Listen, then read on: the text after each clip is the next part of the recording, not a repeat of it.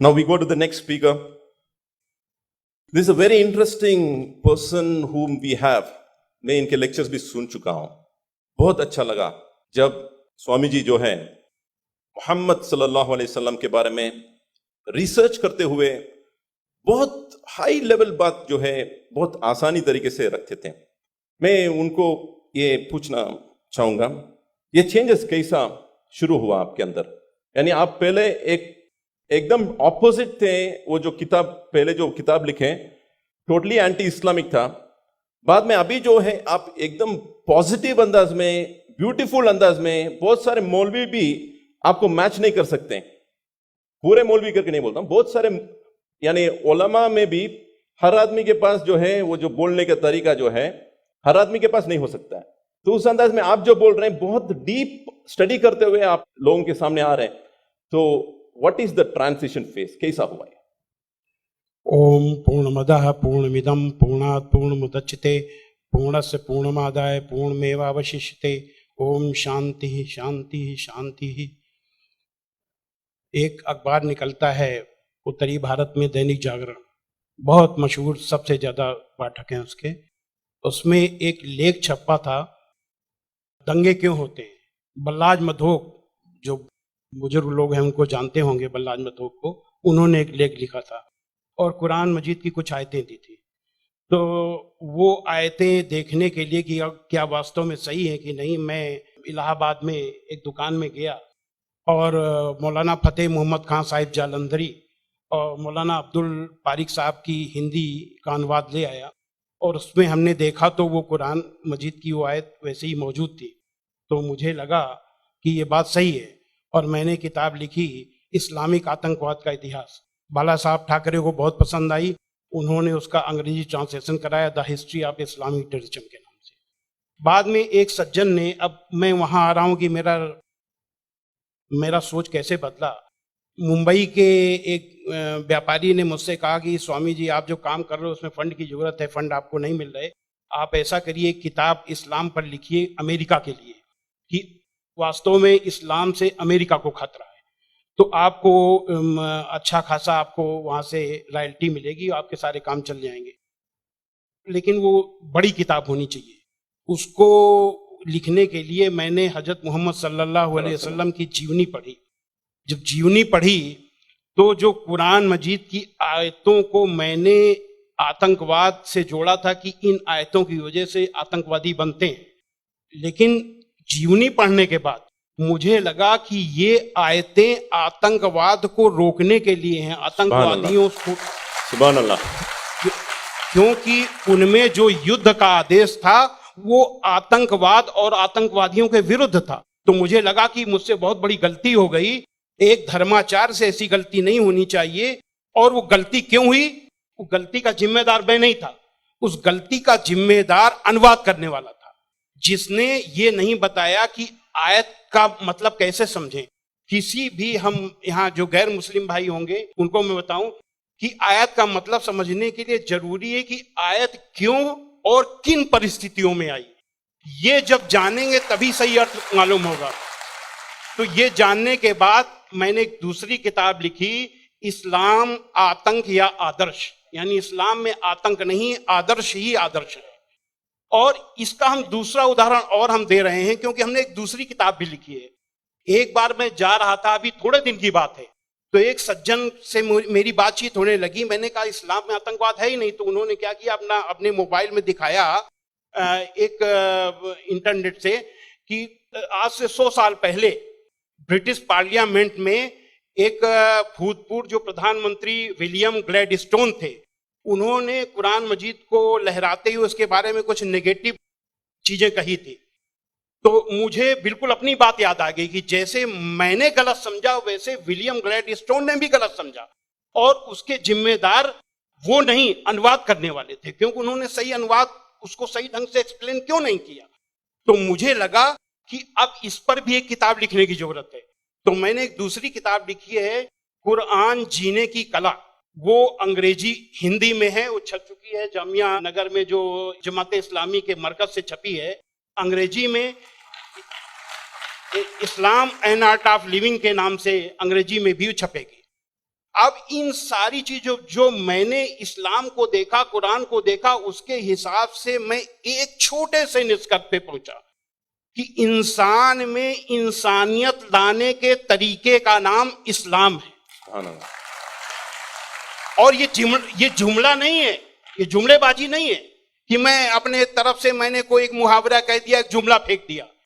ये बात दलील के साथ मैं बताऊंगा और मैंने दलील के साथ देखा है। ये इंसानियत के दुश्मन है, काम, क्रोध, मद, लोभ, मोह, ये दुश्मन है। और कुरान मजीद में इन सब के लिए बहुत ही बड़ी बुराई बताया गया है और रोक लगाई गई है। पहले एक चीज हम काम को ले लेते हैं। काम यानी कि किसी भी महिला को, किसी भी औरत को अपनी बीबी को छोड़ करके और दुनिया की जितनी महिलाएं हैं उनको अपनी मां, बहन, बेटी समझना, ये कुरान में बहुत ही सख्ती से पालन करने के लिए कहा गया है। अभी तक आप लोगों ने देखा होगा कि जो गैर मुस्लिम भाई हो सुने कि किसी भी मर्द को देख करके औरत को अपनी निगाहें नीची कर लेना चाहिए, लेकिन कुरान का क्या हुक्म है? कुरान के सूरा 24 आयत नंबर 30 में है, ऐ मोहम्मद मोमिनों से कह दो कि वे अपनी गैर जो भी महिलाएं हैं जो उनको देख करके अपनी निगाहें नीची रखा करें और अपनी शर्मगाहों की हिफाजत करें। सुभान अल्लाह। यानी जब सुभान अल्लाह। मर्द जब अपनी पत्नी के सिवा किसी को देखे तो आंख न मिलाए उससे, अपनी निगाहें नीची कर ले और मर्यादा में रहे। ये पुरुष के लिए ये बनाया गया नियम और यही नियम औरत के लिए भी, दोनों के लिए वही नियम बनाए गए। ये नहीं कि केवल औरत के लिए। मर्द कहते हैं कि इस्लाम में औरत को दबाया जाता है, लेकिन मर्द के लिए कितना सख्ती से नियम बनाया गया। तो ये काम के लिए कितनी सख्ती की गई। क्रोध, गुस्सा के लिए सबसे पहले गुस्सा का तरीका इस्लाम में इतना आसान बताया गया कि देख करके मैं सबसे ज्यादा प्रभावित हुआ। कहा जाता है अगर गुस्सा अगर किसी का रुक जाए तो वो पूरा संत बन गया, साधु बन गया। और कितना बढ़िया तरीका इस्लाम में बताया गया, कुरान में बताया गया है कि माफ कर दो, किसी के गुनाहों को माफ कर दो और जब माफ कर दो गुस्सा खत्म। और सबसे पहले ये हुक्म दिया गया पैगंबर को। सूरा 7 आयत नंबर 199 में हुक्म आया कि ऐ मोहम्मद माफी का तरीका अपनाओ और भलाई का हुक्म देते रहो और अज्ञानियों से किनारा कर लो। सबसे पहला माफी का हुक्म अगर आया तो अपने पैगंबर के लिए आया। और ऐसे लोगों को क्या कहा गया? सूरा 3 आयत नंबर 134 में अल्लाह का हुक्म है कि जो लोग तंगी और खुशहाली की हर हालत में अच्छे से अच्छा काम करते हैं और गुस्से को रोकते हैं और लोगों के गुनाहों को माफ करते हैं तो अल्लाह ऐसे लोगों को पसंद करता है जो ऐसे अच्छा से अच्छा काम करते हैं। हजरत मोहम्मद सल्लल्लाहु अलैहि वसल्लम पर कुरान उतरने के बाद आपके दिल में उतर गई, दिल में उतरने के बाद आपके कर्मों में उतर गई। आपके एक एक कर्म कुरान में अल्लाह के हुक्म के अनुसार हुआ करते थे। आपने पहले खुद अपने आचरण में लिया, अपने अखलाक में लिया, तब दूसरों को बताया। फतेह मक्का के दिन वो अबू सुफियान जो आपके खिलाफ मक्का की एक एक लड़ाई में आपका के खिलाफ नेतृत्व करते थे, जब वो सामने पड़े फतेह मक्का के दिन तो हजरत मोहम्मद सल्लल्लाहु अलैहि वसल्लम ने कहा कि आज अबू सुफियान को माफी और जो अबू सुफियान के घर में दाखिल हो जाए उसे भी माफी। आज जो अपने घर के दरवाजे बंद कर ले उसे माफी, जो मस्जिद में चला जाए उसे भी माफी। अब आप सोचिए, जिस मक्का में कदम कदम पे आपका विरोध था, कदम कदम पे आपके रास्ते पे रोड़े अटकाए गए और जो 10,000 लोगों की फौज के साथ आप जब पहुंचे तो किसकी हिम्मत थी कि सामने होता? सारे के सारे लोग छिप गए। जब हजरत मोहम्मद सल्लल्लाहु अलैहि वसल्लम ने देखा कि कोई नहीं दिखाई दे रहा तो बहाना बनाया माफी देने का। ये बहाना क्या बनाया कि जो यहां चला छुप जाए उसे माफी, जो वहां छुप जाए उसे माफी, जो वहां छुप जाए उसे भी माफी। यानी किसी न किसी बहाने सबको माफी, माफी, माफी और माफी। माशाल्लाह, माशाल्लाह। स्वामी जी, आपको रोकना मेरे दिल में क्या है, ख्वाहिश तो नहीं है, मगर मैं पैनल डिस्कशन कंडक्ट कर रहा हूं अभी, इसलिए आपसे एक सवाल भी मैं करूंगा। मैं समझ रहा हूं आपके जो रिसर्च बहुत डीप है, बहुत डीप है, फिर भी एक सवाल मैं आपसे पूछना चाहूंगा। अभी आपको ये रिसर्च होने के बाद क्या आपको ये लग रहा है कि मुसलमान जो आजकल के बहुत सारे मुसलमान जो है वो खुद जितना आपने रिसर्च किए अक्सर लोग रिसर्च नहीं करें, क्या ये एक वजह हो सकता है?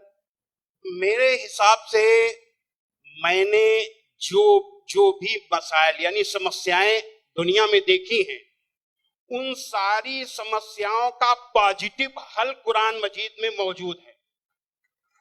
बस देखने की जरूरत है। जो ईश्वरी किताबें होती हैं वो बहुत ही रहस्यमयी होती हैं, उनको समझना आसान काम नहीं है। उसके लिए तन और मन दोनों की पवित्रता चाहिए। केवल शरीर नहाया धोया ना हो, केवल शरीर की को पाक करने की ही केवल जरूरत नहीं है, मन को भी पाक करने की जरूरत है। जब शरीर और मन से पाक होकर के आप देखेंगे तो उसका रहस्य समझ में आएगा। आपकी हर समस्या का हल कुरान मजीद में मिल जाएगा। और उसी नजरिए से आज का मुसलमान कुरान मजीद को नहीं देख रहा, इसीलिए समस्याएं पैदा हो रही। Thank you, thank you.